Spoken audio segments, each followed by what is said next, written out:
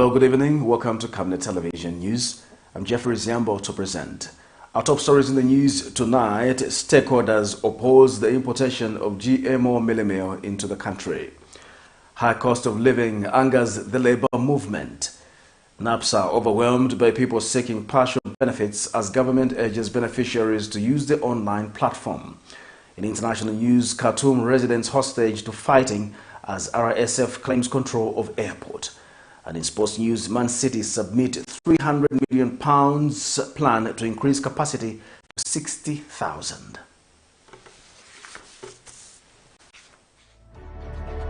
Water is life. Each drop counts and each must be cherished. Our tried and tested product meets all international standards. With our smart drip technology, we aim to deliver precision irrigation designed to reduce blockage and wastage, ensuring a high yield. Renglow, your smart irrigation partner.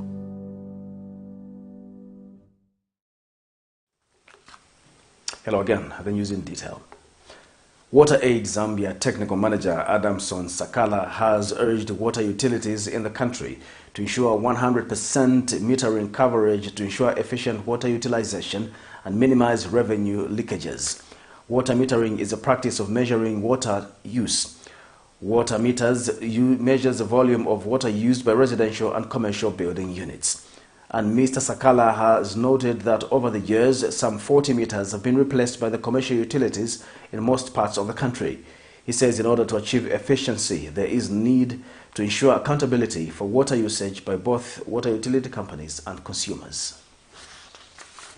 On the utility side, they also protect themselves in terms of reduced non-revenue water. If the consumers are metered, it means they pay for what they are using, especially when the meters are okay and they are not under registering. So you pay for what you are using as a consumer. But on the consumer side, if they start overusing the water, okay, where there is no metering, then the utility is losing out because the consumers are not paying for the actual water they are using. So on both sides, there is a win-win situation. So the meter is the middle ground where both the consumer and the utility will benefit. So we would want to encourage the utilities to meter their customers so that they benefit and the consumers also benefit. The Council of Churches in Zambia, CCZ, is disappointed at the high price and subsequent shortage of mealie meal. CCZ General Secretary Father Emmanuel Chikoya says the shortage has a negative impact on the majority who depend on the staple food for survival. Father Chikoya explains that Zambia is an advantaged country whose natural resources should translate into abundance of the staple food. He says government's move to start importing maize should be condemned, adding that the inconsistencies in policies are affecting the country negatively. To get a bag of maize or mealie meal on the Copper Belt, particularly to Impala, where residents went as far as stoning the police, is even more worrisome. It's a wake-up call. You know, hungry people are angry people, and our leaders will do well to interpret and make necessary and much-needed interventions.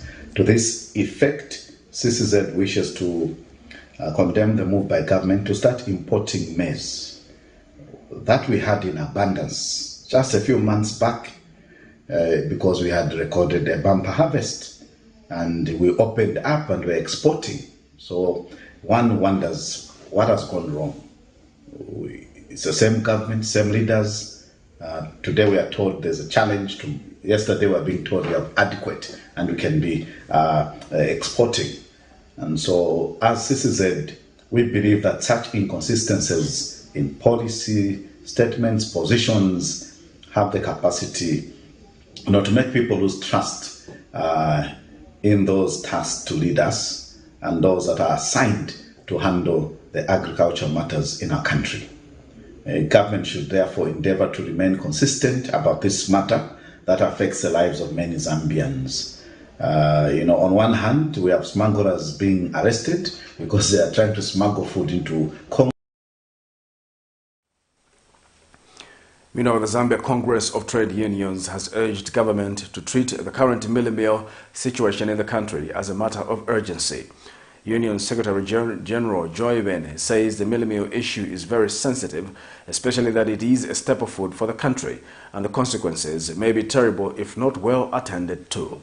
Mr. Bene tells Camnet News in an interview that there is a need to work around the clock in addressing this issue. He is concerned that the prices of mealie meal have continued to fluctuate.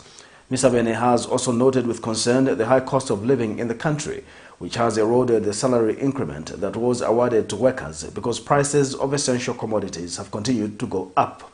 Mr. Bene states that government should stop making excuses over the happenings in the country because Zambians knew that the economy was in a bad state and hence the reason why they voted for the UPND. With the staple food, they should not play with it. So we just ask them to quickly sit down and let them treat this issue of meal as an urgent issue. Our members are affected. The prices are just like the way fuel is.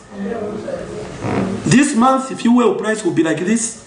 The other month, it will reduce or go up. This meal is cardinal. The issue is very sensitive. What we want is our members, now we are speaking for our members, to have easy access to this staple food called maize and the byproduct of maize, which is meal. We know government is not sleeping, but what we want to urge them, let them work around the clock. Otherwise, if we have to speak generally, the cost of living is high. Even what was negotiated for in terms of salary increment, it has been eroded away. Because generally, the essential commodities, the prices have gone up. When you talk of Karembolayu, which you buy, if you go to Soweto and check the tin of beans, popularly known as Meda, the tin of Carpenter, popularly known as Meda of Carpenter, things have gone beyond. The National Union for Small-Scale Farmers in Zambia, NUSFAS, says the current state of the agricultural sector does not allow for small-scale farmers to easily graduate to commercial farmers, as there are still constraints in accessing credit facilities, irrigation equipment, and agriculture extension officers. Speaking to Camnet News, NUSFAS Executive Director Ebony Lolozi notes that all these factors act as a drawback to the agricultural sector and any progress that small-scale farmers can have. The NUSFAS Executive Director adds that there is need to teach farmers adaptation methods which will allow them to remain resilient amidst climate change as one way of encouraging high productivity, aiming at small-scale farmers. He has also noted the need for the country to prepare adequately ahead of the 2023-2024 farming season for farmers under the Farmer Input Support Program, FISP, to ensure that inefficiencies that were experienced in the 2022-2023 farming season are avoided. We have not really done our homework as a country, in the sense that access to credit facilities is still a problem, access to extension services is still a problem, access to irrigation is still a problem. So you find that most of the farmers, they operate in such a way that for them to graduate out of the Farmer Input Support Program, it is not something that is easy. So, to come and simply say 80% of the old beneficiaries should be out, it is something that really came as a shock to most of the small-scale farmers. Then, of course, when it comes to weather, it is something that is, of course, as a result of the climate change. We are seeing a situation whereby, the weather patterns are changing. Okay, there's a variation in terms of the weather patterns. Okay, but what we need to do as a country is that we need to prepare ourselves. We need to come up, with the adaptation strategies, so that at the end of the day, our farmers, can have coping mechanisms, even when the weather is unpredictable. The Zambia Alliance for Agroecology and Biodiversity, ZAB, has urged President Hakainde Hichilema to compel the National Biosafety Authority, NBA, to rescind its decision to allow the importation of mealie meal made from genetically modified maize from South Africa to Zambia. Addressing the media Tuesday afternoon, ZAB National Coordinator Mutinta Nketani says the statement by the NBA on Monday, 17th April 2023, that all procedures have been followed to allow for the importation is concerning, as the authority has no evidence that it conducted independent tests on the mealie meal.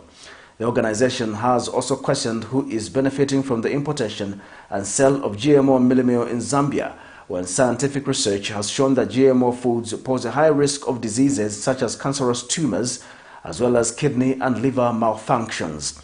The move to import GMO mealie meal has been made amidst mealie meal shortages in Zambia, which has been attributed to smuggling and necessitated the importation of the commodity. More in this report. The mealie meal shortage in Zambia, which has been largely blamed on smugglers, following assurances from the Ministry of Agriculture that the country is food secure, have necessitated the need to import maize into Zambia to cushion the deficit. While the initial decision to import was said to be for exporting purposes, sudden changes that some of this mealie meal will be for the local market have concerned stakeholders in the agriculture sector who have been questioning why the Ministry of Agriculture is producing conflicting statements. What has greatly concerned stakeholders is the importation of genetically modified mealie meal into Zambia from South Africa, despite concerns surrounding GMO foods. The Zambia Alliance for Agroecology and Biodiversity, ZAB, states that what is most worrying is that the National Biosafety Authority, which is mandated to guard against the importation of GMO foods, issued a statement on Monday indicating that the mealie meal was safe. Addressing the media Tuesday afternoon, ZAB National Coordinator Mutinta Nketani states that no document suggests that Zambia has undertaken a separate evaluation on its own, apart from what is indicated by the suppliers. We also believe that the risk assessments are not scientifically credible. The 6 risk assessment documents that are available cannot be described as vigorous by any means. They appear to be summaries of the safety data that is prepared by the producers of GMOs for their permit applications. 3 pages long on average. These risk assessments do not include any experimental design, any data coming out of trials, or any peer-reviewed scientific data. There is no evidence, there is no narrative showing how authorities evaluated the safety information they received. Most critical is that maize is not a staple food in the countries where this data was generated. The organization has therefore urged President Hakainde Hichilema to compel the National Biosafety Authority to rescind the decision to allow for the importation of GMO mealie meal, as it is known to have negative side effects such as cancerous tumors, as well as kidney and liver malfunction. If all GMO maize and soybeans from South Africa are safe for human consumption, why was the consignment discovered yesterday labeled safe for people 4 years and above, and not just safe for human and animal consumption? The 5th question is that in whose interest is this being done? Who stands to benefit from this? The organization states that it will closely monitor the development of the matter and have urged the Zambian government to act in the best interest of citizens. Zipporah Mshala, Camnet News, Lusaka. The Ministry of Information and Media has advised pensioners who qualify for the partial withdrawal of their benefits not to flock to the NAPSA offices to claim their benefits, but instead take advantage of online platforms. Ministry Director Spokesperson Tawa Kawana says claims can be made in the comfort of people's homes using online services, provided one has the stipulated requirements laid down by NAPSA. Mr. Kawana, however, says the move taken by President Hakainde Hichilema to sign into law the National Pension Scheme Amendment Bill 2023, which allows for the partial withdrawal of pensions, is a fulfillment of the campaign promises made to the people of Zambia. And the director spokesperson says government is working hard to ensure that it resolves the challenges facing the Zambian people, and that this is also evidenced in the manner in which government is working to ensure that it stops the illegal importation of mealie meal. Advise all Zambians that you do not need to physically go to NAPSA offices in order for you to access the partial withdrawal or the services of NAPSA. All you need is to sign up with the e-NAPSA, which was deployed on the 26th of March of 2023. What you need are the following. One, you need a scanned copy of your NRC, both sides. Number two, you need a passport size photo, a soft copy of your passport size photo, which should be it should be less than 6 months old. Then you need an active mobile phone number, which is registered in your name as is on your NRC. You also need to ensure that you have checked that it is registered both on GSM and mobile money restrictions. And finally, an active email address. When you have these things, you go online, you register, then you have access to eNAPSA. On eNAPSA, you can actually fill in the form, apply for your partial withdrawal, and it will be sent to your phone. Minister of Commerce, Trade and Industry, Chipoka Mulenga, says government is likely to announce its position this month on Konkola copper mine KCM upon winding up discussions with Vedanta. There has been concern over the protracted discussion between government and Vedanta on the running of KCM following the resolve to address pending issues outside court. Mr. Mulenga says the discussion on Konkola copper mines and Vedanta have reached an advanced stage. And the minister says government is proactively addressing issues pertaining to the shortage of mealie meal in the country. The minister made the remarks when he featured on the Camnet TV program dubbed National Matters. Mining sector, so the economy is getting bad. Inena kulila kumugodi, ero nineshimaini. Abafiashi, in the past, last during Mwanawasa's time, is when we saw the mining sector employing abantu to a tune of 300, 200. From that time, Charlie Sapwa. Worse, no would take a waff map. When did we ever hear that they are employing in the mining sector? It never happened. The mining sector, even as we speak, has crumbled. It has. Now we are trying to revive it. What all the mining companies are in court with the government. Over 300 cases. What did the president say? He said, when we are always in court, we can't work. So all the mining investors stopped reinvesting in Zambia. But because they don't know what will happen tomorrow. Where I come from in Chirabombwe, and I'm glad we are almost concluding with the talks, and very soon, maybe within the course of this month, the minister is going to make a pronouncement, if not the president, about the good news that is coming for KCM. Economist Trevor Hambai has attributed the continuous appreciation of the Zambian kwacha against other major convertible currencies to a number of factors, among them the fact that a lot of corporate bodies are obliged to meet their tax obligation during the first quarter of the year. Mr. Hambai says most of the tax bodies, especially those in the mining sector, are now being forced to liquidate their hard currency into kwacha in order to meet the local tax obligations. He says this has reduced the demand on the dollar and increased the supply of the dollar on the market, thereby creating a positive impact on the kwacha. And by close of business Tuesday, 18th April 2023, the Zambian kwacha against the United States dollar was buying at 17 kwacha 13 ingwe and selling at 17 kwacha 46 ingwe. More in this report.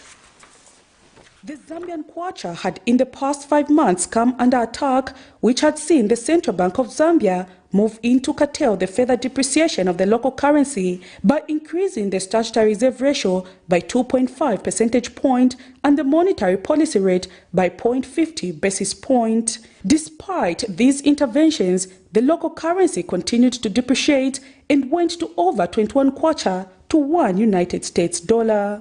The past 2 weeks have however seen the local currency appreciate, and many Zambian citizens have been left wondering what might be contributing to the appreciation of the local currency against other major convertibles.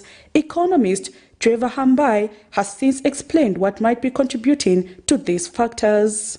The country's financial year, in that a lot of corporate bodies are having to be able to meet their tax obligation. And many of these tax bodies who are in the mining sector have to liquidate hard currency to be able to have the kwacha to meet their local or domestic tax obligation. This has reduced the demand on the dollar and also increased the supply of the dollar on the market, creating a positive impact and creating an appreciation in the kwacha. Other factors have been attributed to the fact that Zambia's creditors are now moving towards concluding the debt restructuring process, which has sent some confidence to would-be investors. The second one is obviously the positive sentiments from the international front, where the country is moving positively towards having to restructure its debt, with the creditors all agreeing to the point that they want to get past the issues that have been hindering the completion of this agreement. The underlying aspect, which is slightly of a smaller direct impact to the country, is obviously the financial markets are starting to move in a very different direction around de-dollarization, where they want to stop using the dollar. For now, the Zambian citizen remain hopeful that the local currency will stabilize, adding that many businesses have continued to be affected by the depreciation of the local currency. Prudence Chota, reporting for Camnet TV News. The Judiciary and Allied Workers Union of Zambia has urged President Hakainde Hichilema to grant the judicial arm of the government financial autonomy. Union President Peter Mwale has complained that the union has been fighting for the financial autonomy of the judiciary for the past 20 years, but nothing has been done by previous governments. Mr. Mwale feels that the financial autonomy would aid the rapid dispensation of justice across the country. Mr. Mwale is hoping that with the political will shown by President Hakainde Hichilema, the executive will grant financial autonomy to the judiciary, saying there is need for government to improve the conditions of service for the Chief Justice, judges and workers in the judiciary. Mr. Mwale is further proposing that the appointment of judges in the country must be accompanied with the conditions of service. Here's a report. The judiciary is one of the 3 arms of government, others being the executive and the legislature. Zambia also observes what is called separation of power among the 3 arms of government, but to what extent does the judiciary enjoys the autonomy is the question that begs for answers, given that most decisions are made by the leader of the executive, who is the president. Critical positions such as that of the Director of Public Prosecution, DPP, the Solicitor General, and the Attorney General are appointed by the president. Judges, including leader of the judiciary, who is the Chief Justice, are appointed by the president. Lack of financial autonomy is another challenge facing the judiciary. Hence, the Judiciary and Allied Workers Union of Zambia President Peter Mwale has urged President Hakainde Hichilema to grant the judiciary financial autonomy. We can move to appoint judges, but also let the executive work on the conditions of service of the judiciary. We have been fighting for the autonomy of the judiciary, financial autonomy of the judiciary, but for the past 20 years, we are pushing left and center. We are not going anywhere, but we strongly feel that there's a will now by this government to ensure that they grant the judicial conditions of service, leaving no one behind, starting from magistrates, other support staff, judges, up to the Chief Justice. Only then are we going to have the workforce in the judiciary work very well, including judges? Okay, I don't remember when their conditions were last improved, judges. Okay, at least us, sometimes we do negotiate here and there, but judges, they don't. Mr. Mwale feels that financial autonomy would aid rapid dispensation of justice across the country. First of all, you have to begin to look at what are the issues that you can do as an institution. Improving conditions of service, it's not only judges, magistrates and the other support staff, registry clerks, court marshals, it's a combination, you understand? So what we are saying, the first thing first, let us look at the conditions of service of these people that work in the judiciary. Okay? Now, if we ignore these conditions of service, trust me, you appoint judges, you appoint magistrates, whoever it is, there will still be a challenge. So to us, we know what we can do, and we shouldn't pretend. However, recently Chief Justice Mumba Malila did indicate that the judiciary is undertaking reforms to improve justice delivery in the country. However, one can only hope that critical issues such as funding will be considered. Patrick Soko, Camnet News. This is Camnet Television News. Join us for more news after the break. You know I can take her a bit. Yes, my dear. I was thinking of getting you a Bugatti on your birthday. Really? I'm quiet. My name is Yana. Banga kubunkire dad. Don't worry, my dear. That's why there is insurance. Insurance? You heard me.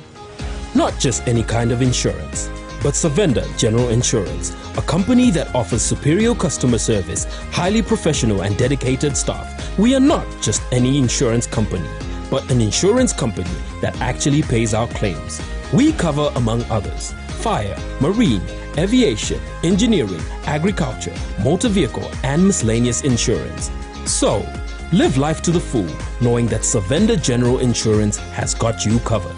Savenda General Insurance. Insurance excellence. Your skin is the biggest muscle in your body. That's why we make sure that Oracle is #1 when it comes to taking care of your precious skin. Oracle Pure Petroleum Jelly and Glycerin soothes, moisturizes and keeps your skin perfect. Oracle Pure Petroleum products for that perfect skin.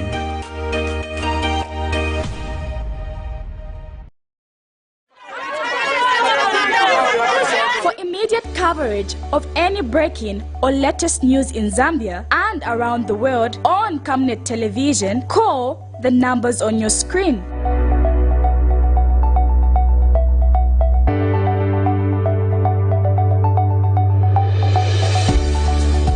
Camnet Television, bringing to your screens fair news, impartial news, credible and reliable news all the time. Get the whole truth on Camnet World News.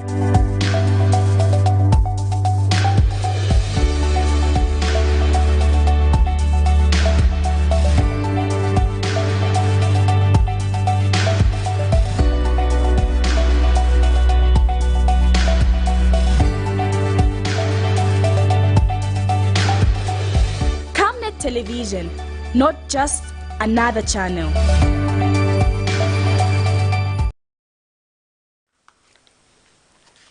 Welcome back. We'll continue with the news. A resident of Chiawa area, Chirundu District, Southern Province, has called on President Hakainde Hichilema to help his family from being duped off the land by a non-political figure in his administration. Narrating to Camnet TV, Rama Muzea says part of the land was sold to a named Mr. Mwamba, who he says is a husband to Community Development Minister Doreen Mwamba, who has developed the land without fully settling the bill and not sticking to the specific land that was sold to him. Mr. Mzea says the land in question was sold at 150,000 kwacha, but only a part payment of 50,000 kwacha was paid. He has since accused the said Mr. Mwamba of forgery and obtaining property without the procedure and agreed conditions. Mr. Mzea says the matter was reported to the police, but that the police declared interest hence calling on the powers that be in President Hakainde Hichilema. He says last week he was arrested by the police for malicious damage, wondering how the owner of the land can be in such a situation. Meanwhile, efforts to get a comment on the matter from the accused proved futile by broadcast time. By the police and released on bond for malicious damage. But what is surprising that I am the owner of the property, the holder of the title, and this man has come to destroy my things there. He disconnected my cables, powering the engine that is we are using to do the irrigation, and he actually cleared some trees that are very useful to us, and they construct a fence to block us. When I report to the police, they just recorded a statement and they said it's civil. So I removed the fence. That is the offense that I'm being charged with by the police, malicious damage, but I don't know on whose property. Even the police bond, if I were to show you the police bond, is written malicious damage to a property, but whose property, we don't know. But to what I know, I am the title holder, it's my property. So my cry is to the President, His Excellency Mr. Hichilema. When he came into office, he promised us that every Zambian is going to enjoy peace and freedom. But here I am with my family, we are not enjoying this freedom. We are not enjoying this peace. Because one of his trustees, one of your ministers, followed even at my house from Chiawa to Lusaka because of Mwamba. What is so difficult to sort out, because I am the owner of the land and I really, for sure, I was selling part of it. And this man has left the part that I offered him, coming to disturb, to put up a structure in front of my house, and I have no access even to the river. I can't even do any work anymore because of Mwamba. So this man has been boasting, even telling me that he can shoot me, he can kill me anytime, and nothing happens. An attendee at the National Youth Indaba has called for the formulation of a realistic plan on how government intends to actualize discussions made at the National Youth Indaba in 2022, stating that no significant change has come out of the said Indaba more than 1 year down the line. Speaking to Camnet News, Industrious Youth's General Secretary Michael Sekeleti says while such engagements are useful, there are no help if plans and methods on how to actualize them are not put in place. Meanwhile, Mr. Sekeleti has called for strict reforms around gambling in Zambia, especially on the online space, if to encourage productivity among youths in Zambia. More in this report. Various platforms have in the past been provided for youth in Zambia to interact with government officials to express their views, with one of the largest platforms being the National Youth Indaba that was held in March 2022. These platforms have been seen as an opportunity for the exchange of ideas and sensitization on available government programs for youths.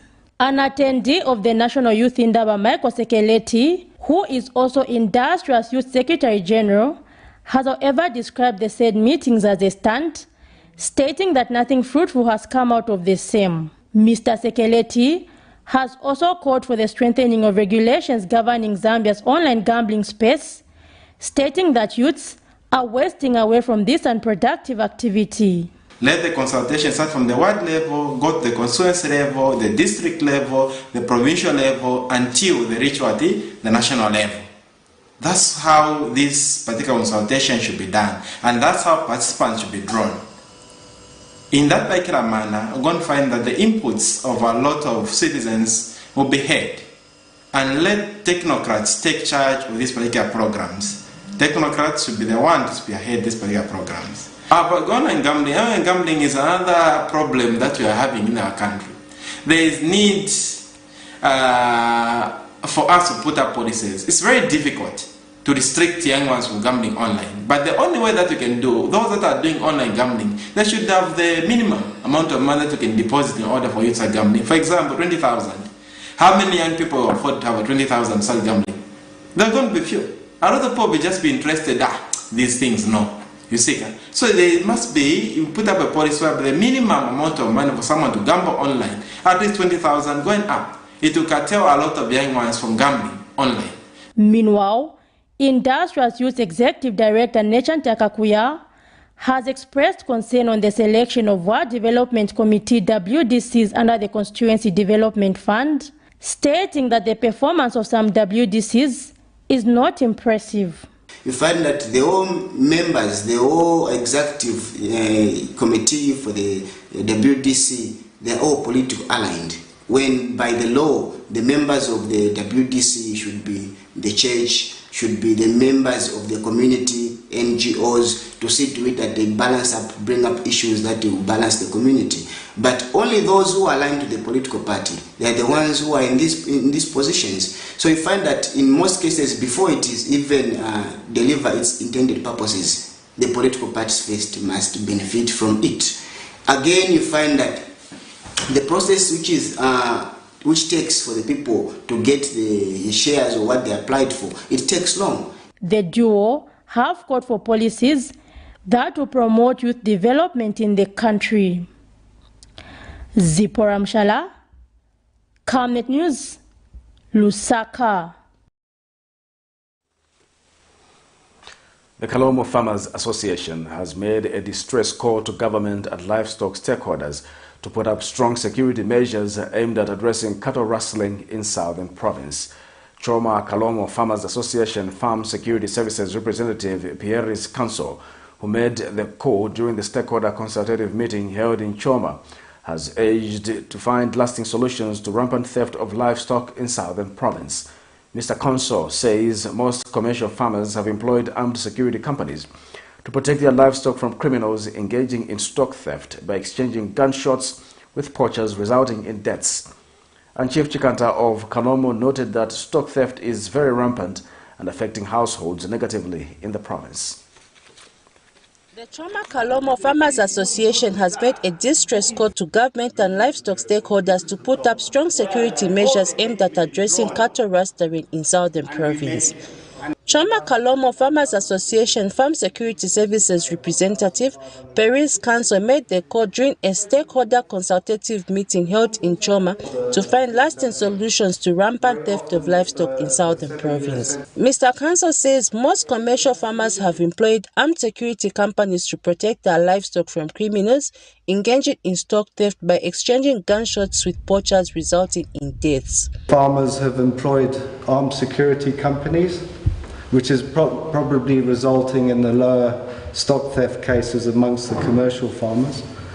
But there have been exchange of fire between poachers and the armed security companies, and the loss of life. And Chief Chikanta of Kalomo noted that stock theft is very rampant and affecting households negatively in the province. In the fight against cattle rustling, which is very rampant in all parts of Southern Province, everybody must put their input to stop this vice. Meanwhile, Southern Province Fisheries and Livestock Coordinator Dr. Kawe Puta encouraged farmers to form neighborhood watches to help in curbing cattle rustling.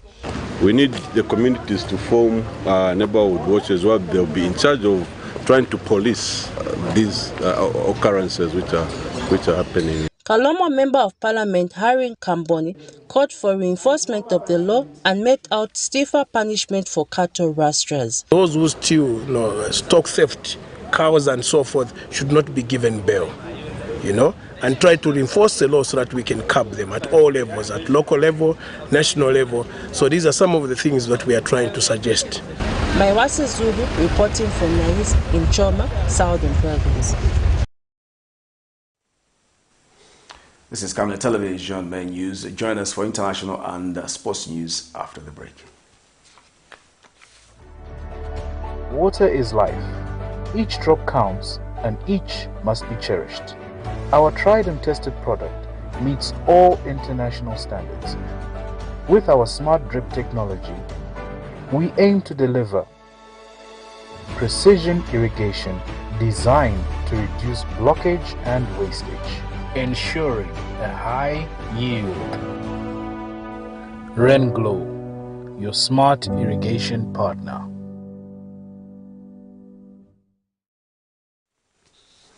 In international news, fighting between the Sudanese army and the powerful paramilitary unit RSF entered its 4th day. The battle for the airport has been intense, and on Tuesday, April 18, the paramilitary rapid support forces claimed their soldiers entered the key site. Sharing videos on social media, the forces says their soldiers are inside the grounds of Khartoum International Airport. Over the weekend, the warring sides have claimed to be in control of key infrastructure, including the airport and the presidential palace, none of which could be independently verified. Here's a roundup of international news for more. Sudan's capital rocked by fighting. The battle between the Sudanese army and the powerful paramilitary unit RSF entered its 4th day. The fighting for the airport has been intense, and on Tuesday, the paramilitary rapid support forces claimed they had entered the key site. We live near to the airport, which is in South Khartoum. So we're literally at the heart of the clashes between the RSF and the army. The conflict has seen airstrikes, artillery and heavy gunfire, leaving residents terrified and confined home during the last and holiest days of the Muslim month of Ramadan. We can't sleep. We haven't slept in the past 4 days. We try to catch a few naps here and there, but it's not helping at all. We haven't left our house. I hear stories of other people being able to go out and buy necessities. More than 185 people have been killed and over 1,800 wounded, according to UN figures. The overall death toll from the clashes between the two generals' troops could be higher, the removal of bodies in some areas being impossible. A Singapore-registered oil tanker that was boarded by unidentified persons off Ivory Coast last week has been located with all crews safe, according to officials. 20 crew members of various nationalities had been on the Success 9 when it was boarded Monday last week in the Gulf of Guinea, according to authorities. Le navire a été intercepté par Once relocated, the vessel was intercepted by 2 National Navy patrol boats, the CF Sekongo and the Rear Admiral Fatiga, under the guidance of the Falcon 50 aircraft. It appeared from the elements of assessments that the ship has indeed suffered material damage, the sabotage of its means of communication and navigation, the armed theft of all the goods on board. According to Ivorian authorities, the pirates got away with 5,000 tons of diesels. The ship was taken to the port of Abidjan in Ivory Coast. In Kenya's western city of Kisumu, malaria is endemic. Parents queue to have their children jabbed. They will receive the RTSS vaccine, which acts against the deadliest malaria parasite globally and the most prevalent in Africa. That vaccine is about 30% effective. Despite medical trials, progress in research is painstaking. It's very important for the research specialists to try to invest resources and time to come up with a one-time vaccine that will help to manage this disease once and for all for mothers, so that we reduce the cases of infant fatalities. According to CDC estimates, more than 3.5 million people in Kenya get malaria every year. Over 10,000 die from it. Many patients here are losing patience because of the slow vaccine rollout. This is not the first time she has been sick with malaria. She has been ailing from malaria and gets treated, but this time it is much more serious. I would like to make an appeal. If there is a drug that can stop this, let it come. Because the cost of living has gone up so high. I have already spent a lot to treat my child. Sometimes I wonder if I should take care of the child's medical treatments or buy them food to eat. Last month, Kenya said it will expand the use of the RTSS in the country. Hope could also come from a new vaccine, known as the R21 vaccine, that's under review at the World Health Organization. It's now time for sports news.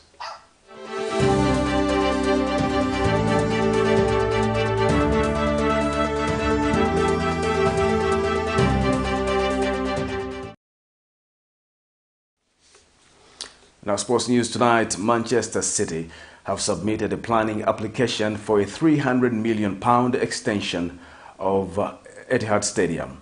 The club want to increase the current capacity of 53,400 to 60,000 by expanding the north stand. Proposals include a sky bar overlooking the pitch and a stadium roof walk experience, a 3,000 capacity fan zone, new club shop and museum, and 400-bed hotel have also been proposed in the application to Manchester City Council. The club say the project, which would take 3 years to complete, would create a best-in-class fan experience and year-round entertainment and leisure destination. The planning application follows a consultation with fans and the local community. City say the proposals represent more than £300 million investments into East Manchester and could create 2,600 jobs with priority for people from Greater Manchester. There are also plans for new office spaces for businesses that want to work in collaboration with the club and their partners.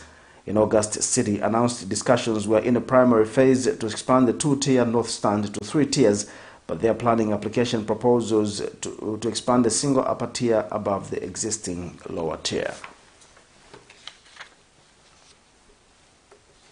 And still in sports news, Africa on the Ball, in partnership with different stakeholders, Tuesday held an awareness and sensitization soccer tournament targeting 150 girl children aged from 11 to 17 years. The awareness focused on the effects of abusing drugs, which was part of the lessons given by the Drug Enforcement Commission, and a representative from Norway who also gave his perspective on the tournament and why they chose Zambia. Africa on the Ball co-founder also says the girls' participation in the games will be given sanitary wear as a commitment to fighting period poverty.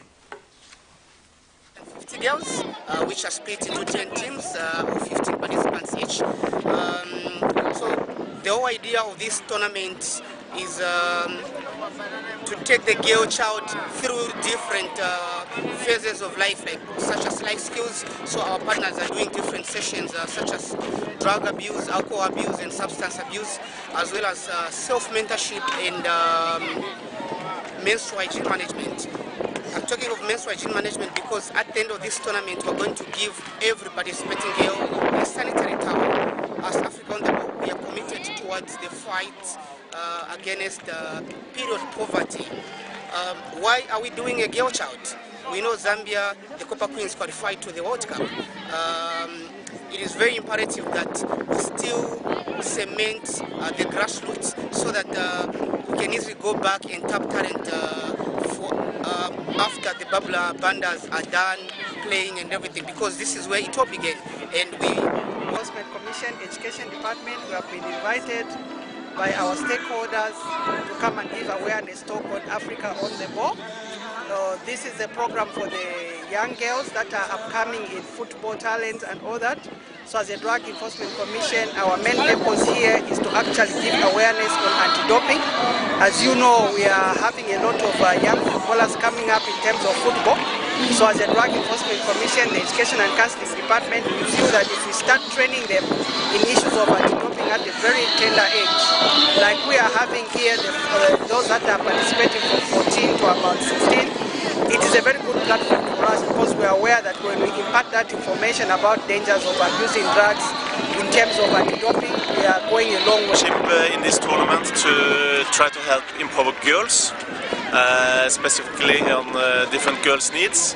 We use sports and football as a tool to do that, having life skill stations, so it's not only about football but also about life skills, partnering up with different organizations like the Eagles of Change and NOSPAR. So just to try to empower the girl, and for us also important to broaden the mindset on our own students coming from Europe as maybe privileged youngsters, to come here and see how it is in Zambia, to interact with the locals.